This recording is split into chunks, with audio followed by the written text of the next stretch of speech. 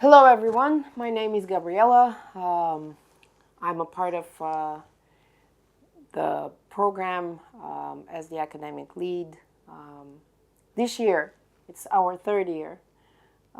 We applied for a grant that was focused on the different diverse stories of India, the storytelling that works as an educational instrument.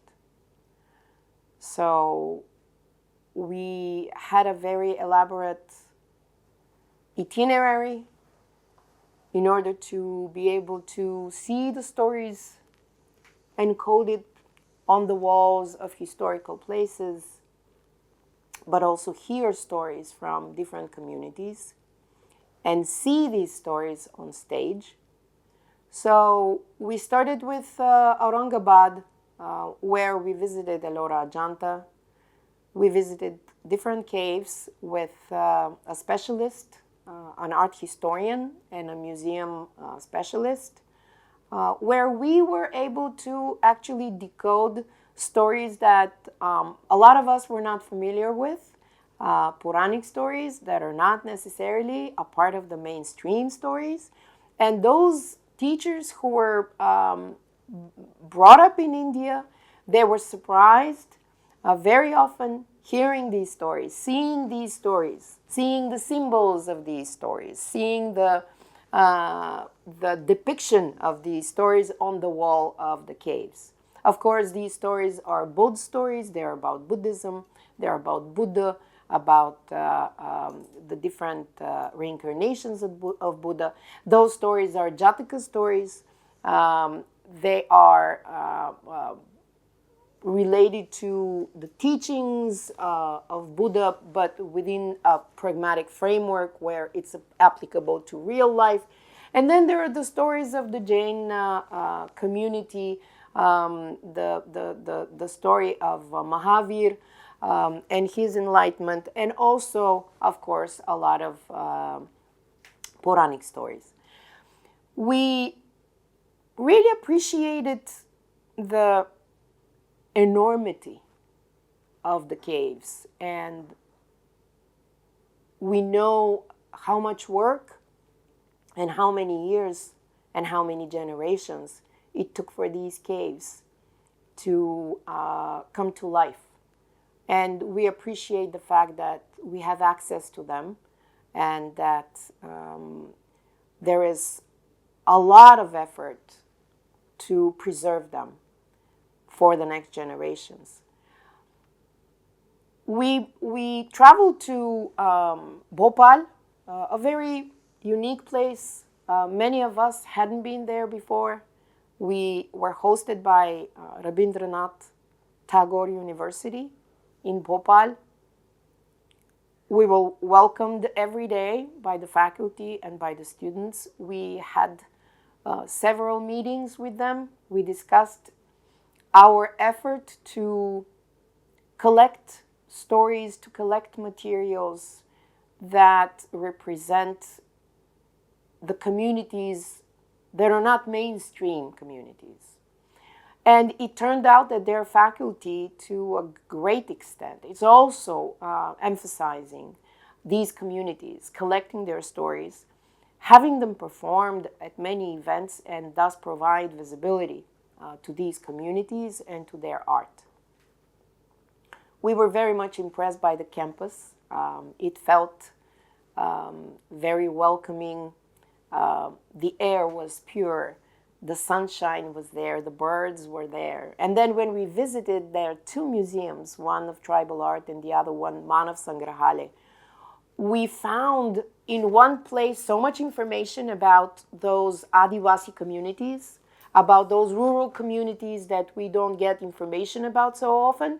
So it was really, we spent a couple of days there and we collected a lot of information. We still don't know how we're going to use it in our classrooms, but we definitely think that the lifestyle, the stories, the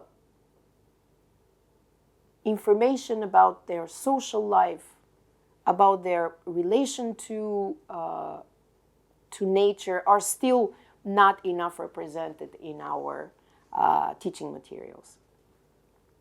We went to Sanchi from there. We followed the Buddha path.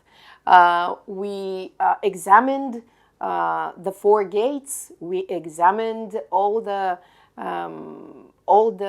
figures on these gates, their symbolism, their encoding of Jataka stories and episodes from Buddha's life.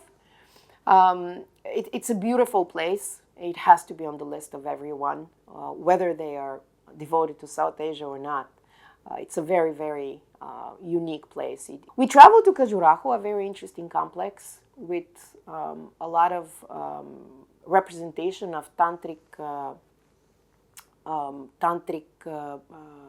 traditions. It's a very unique place. The physical contact and the union of the two bodies as a way to experience something that gets us closer to God.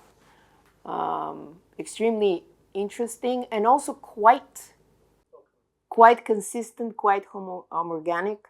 It was built in a particular period of time only, and we find there beautiful temples of Hindu gods, but also of the avatars themselves, like a Varaha temple, which was very interesting. And then there was only one temple whose entrance was facing west, which is absolutely not typical.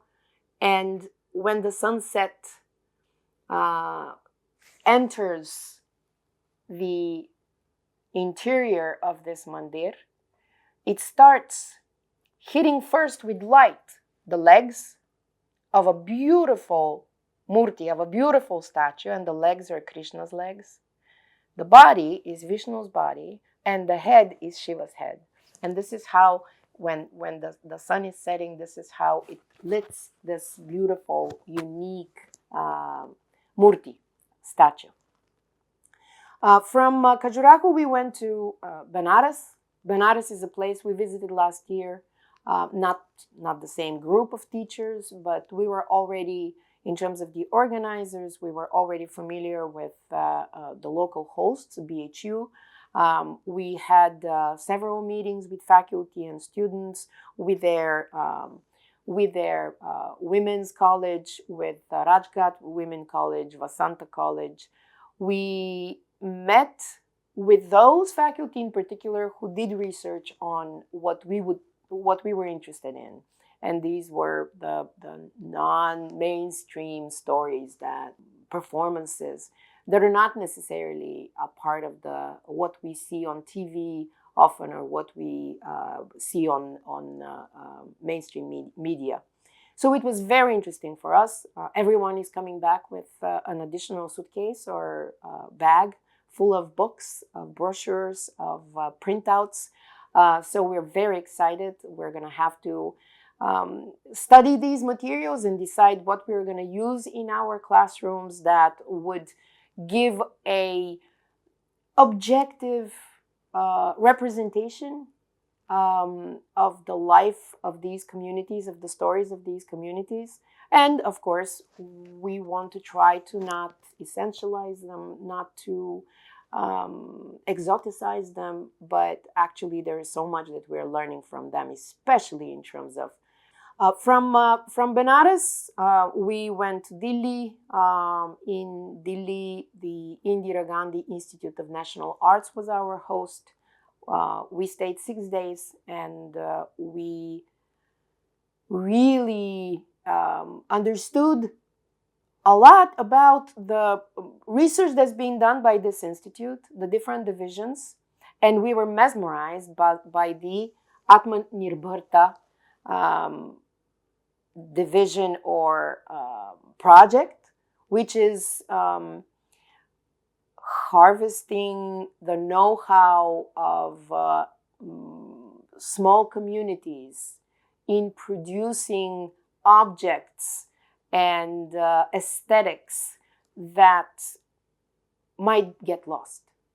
So bringing it to the fore, recognizing it, marketing it is a goal that they have, and we really appreciated it. And now they are in the Red Fort. So they have a barrack there that is a whole museum, plus there is the studios of the artists on the second floor. And the artists are young people who work with design, but also traditional makers of different objects that work with products from their environment and don't leave a bad footprint for our planet.